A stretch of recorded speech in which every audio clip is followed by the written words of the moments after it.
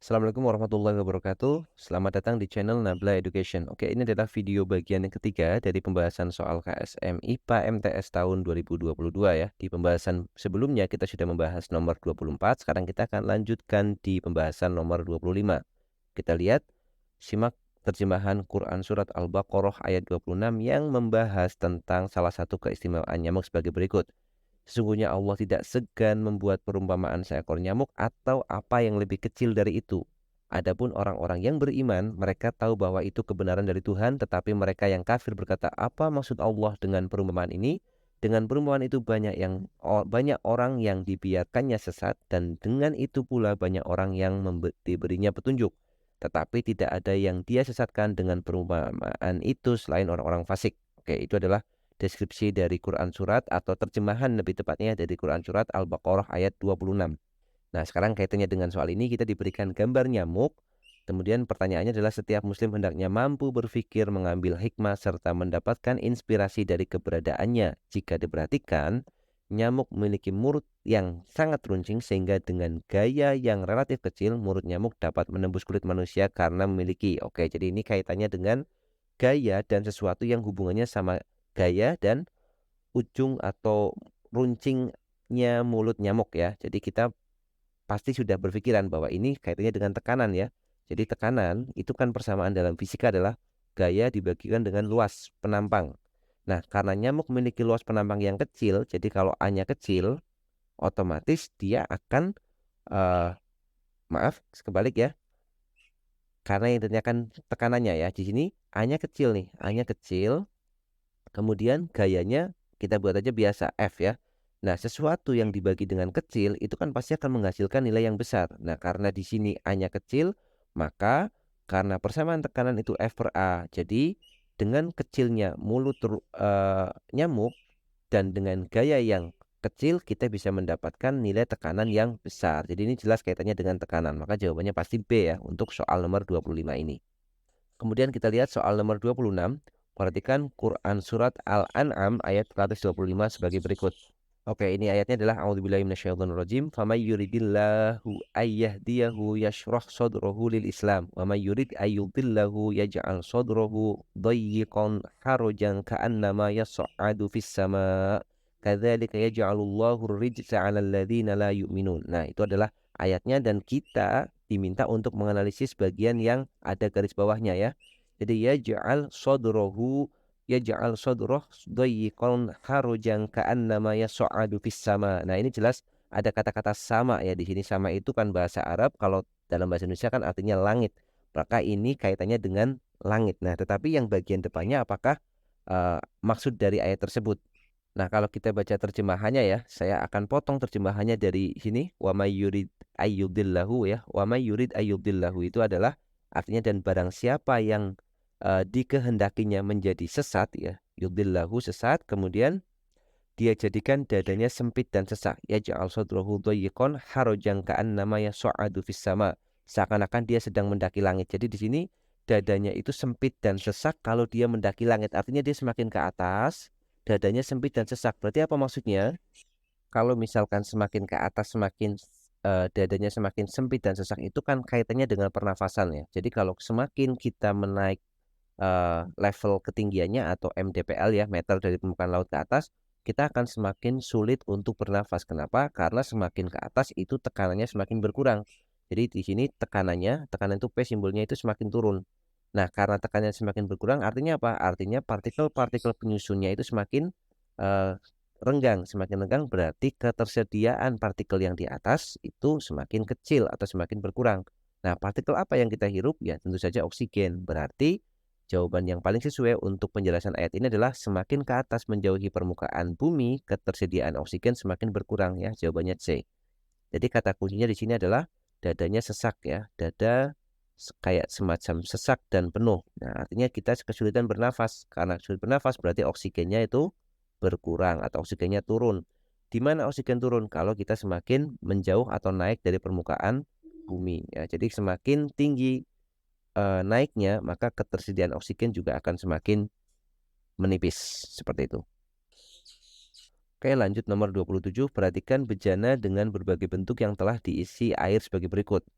pernyataan yang tepat dalam konteks tekanan hidrostatis. Nah, jadi persamaan untuk tekanan hidrostatis atau pH itu kan sama dengan density massa jenis ya, rho fluidanya. Di sini misalkan air ya, berarti rho air dikalikan gravitasi dikalikan ketinggian atau kedalaman ya, dikalikan kedalaman. Nah, sekarang kita lihat di sini. Baik nomor 1, nomor 2, nomor 3, dan nomor 4 itu semuanya terisi air. Maka massa jenisnya sama, yaitu massa jenis air. 1, 2, 3, dan 4 dilakukan di tempat yang sama, berarti gravitasinya juga sama. Kemudian 1, 2, 3, dan 4 kita lihat ketinggiannya. Ketinggian itu hanya itu ternyata juga sama. Berarti hanya juga sama. Berarti tekanannya harusnya nomor 1, 2, 3, dan 4 kalau kita tinjau di dasar bejananya dia akan memperoleh tekanan yang sama. Kenapa? Karena massa jenisnya sama, gravitasinya sama, dan kedalamannya juga sama. Jadi jawabannya yang A ya, tekanan di dasar bejana bernilai sama. Kita tidak melihat bagaimana bentuk bejananya, tapi kita melihat faktor-faktor massa jenis, gravitasi, dan kedalaman. Jadi jawabannya adalah yang A. Nomor 28. Perhatikan tabel nilai kalor jenis berbagai bahan berikut ya. Di sini kita diberikan nama bahan dan kalor jenisnya. Kemudian jika diasumsikan massa bahan bernilai sama, maka urutan bahan yang cepat naik suhunya jika dipanaskan adalah. Oke, jadi di sini kita akan mencari hubungan antara kalor jenis bahan dengan naiknya suhu kalau dia itu dipanaskan. Jadi kita ambil contoh yang baja dulu nih ya. Yang pertama, baja itu kan dia punya 450 Joule per kilogram derajat Celcius. Artinya, kalau kita naikkan suhunya dia 1 derajat Celcius, naik 1 derajat Celcius untuk 1 kilogram baja, maka kita butuhkan kalor itu 450 Joule. Nah, kemudian kalau emas itu dengan kuantitas yang sama, masanya 1 kilogram, kemudian suhunya 1 derajat Celcius, dia akan butuh 130 joules. Kemudian untuk kaca akan butuh 670 joules, dan untuk tembaga akan butuh 390 joules, dan untuk timbal akan butuh 130 joules. Artinya apa? Artinya semakin besar kalor jenis suatu bahan, maka kalau kita naikkan suhunya dia akan semakin lama. Jadi kita tulis dulu ya. Yang kita hasilkan atau yang kita simpulkan adalah semakin besar kalor jenis bahan, semakin besar kalor jenis bahan itu kan simbolnya biasanya menggunakan C kecil ya, semakin besar C, maka untuk delta T sama dengan 1 derajat Celcius, dia akan butuh waktu yang akan butuh kalor semakin besar, jadi kalornya semakin besar. Nah, apa implikasinya? Kalau kalor semakin besar, itu berarti akan butuh waktunya semakin lama. Nah, waktunya semakin lama. Berarti kalau kita diminta untuk mengurutkan yang paling cepat naik suhunya, itu berarti yang paling kecil kalor jenisnya, yaitu emas dan tembaga dulu. Jadi emas dan timbal ya. Jadi emas, timbal, kemudian baru yang 350 tembaga, kemudian baja, dan yang terakhir harus kaca. Karena kaca itu yang paling besar. Kita lihat opsinya. Yang paling cepat naik suhunya itu yang pertama adalah emas dulu ya. Yang terakhir harus kaca. Jadi emas, timbal, tembaga. Kita cek emas, timbal, tembaga. Emas itu 130, timbal itu 130, tembaga itu 390. Itu betul ya. Jadi 130, 130, 390. Maka opsi A itu masih betul juga di sini. Kita lihat emas, timbal, tembaga itu betul. Kemudian emas yang pertama, kemudian kaca, jelas salah ya. Kaca itu karena paling besar. Kaca ini juga salah.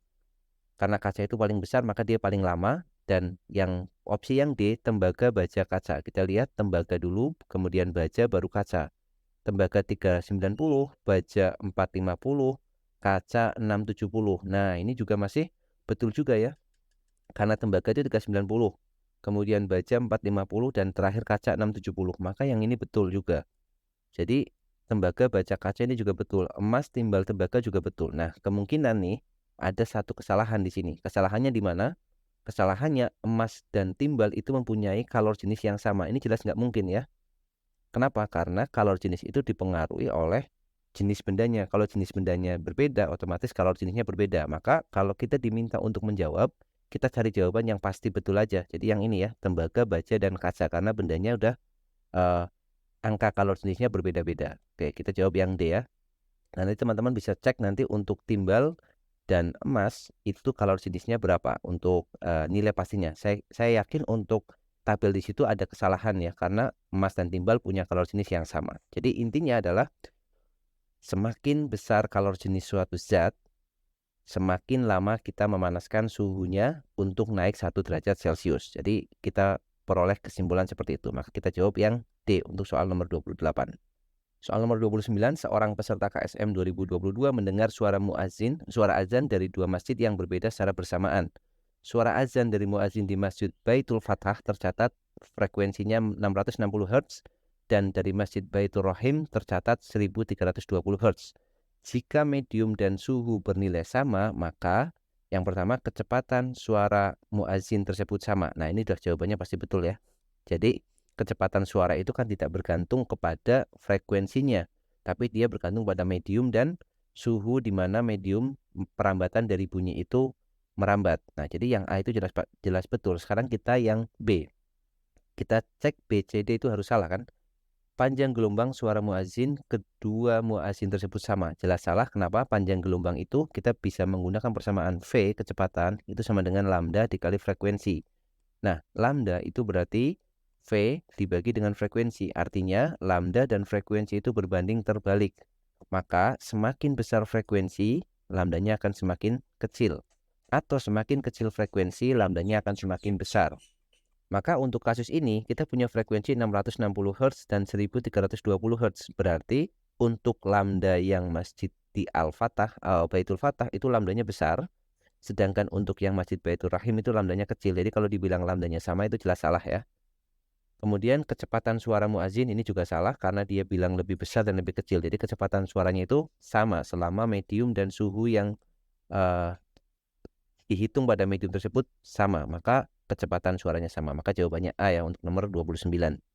Sekarang nomor 30, di tikungan jalan biasanya terdapat suatu daerah blind spot sehingga biasanya di tikungan jalan ditempatkan sebuah cermin cembung.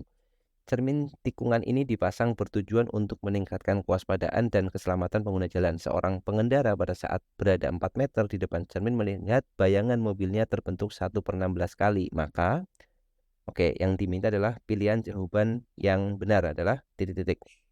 Nah, kalau cermin cembung, itu bayangan yang dihasilkan itu sifatnya selalu maya, kemudian dia tegak, dan diperkecil.